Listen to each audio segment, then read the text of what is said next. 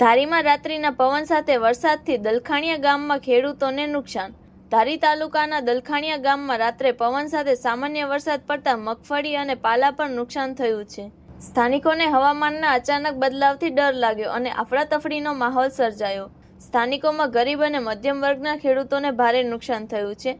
લોકોની માંગ છે કે રાજ્ય સરકાર અને કૃષિ વિભાગથી નુકસાન સાથે સહાય અપાય। રિપોર્ટ બાય સંજય વાળા, ધારી। તમારું નામ? મોહમ્મદ હુસૈન અબ્દુલ્લા પરબડિયા। બોલો, શું નુકસાન થયું તમારે? નુકસાન મારે થયું છે 40-45 હજાર રૂપિયાનું। દુકાનમાં બધું રમણ પતરા તૂટી ગયા છે ને ક્યાં બનાવવું, નવેસરથી બનાવવું પડશે। બરાબર, તો આપણે સરકાર પાસે અપેક્ષા શું રાખો છો? આપણે રાહત માગીએ છીએ સરકાર પાસે। મારું નામ રસીદા છે। તમારે નુકસાન શું થઈ રાતે? આ બધું જો ઝાડ પડી ગયા, આ બધું ભાંગી ગયું, સંડાસ બાથરૂમ ના બધું પતરા ને બધું ભાંગી ગયું, પાણીના ટાંકા। હા, રાતે પવન વરસાદનું બધું નુકસાની, આ ટાંકોની ટાંકા ને એ બધું અંદર ફૂટી ગયું છે, ભાંગી ગયું બધું। આ ઝાડ છે ઝાડે પડી ગયું પવનનું બધું। એટલે મતલબ બાથરૂમ ઉપર પડ્યું છે ને? બાથરૂમ ના બધું ઝાડ પડ્યા, એમાં બધું પડી ગયું બાથરૂમ।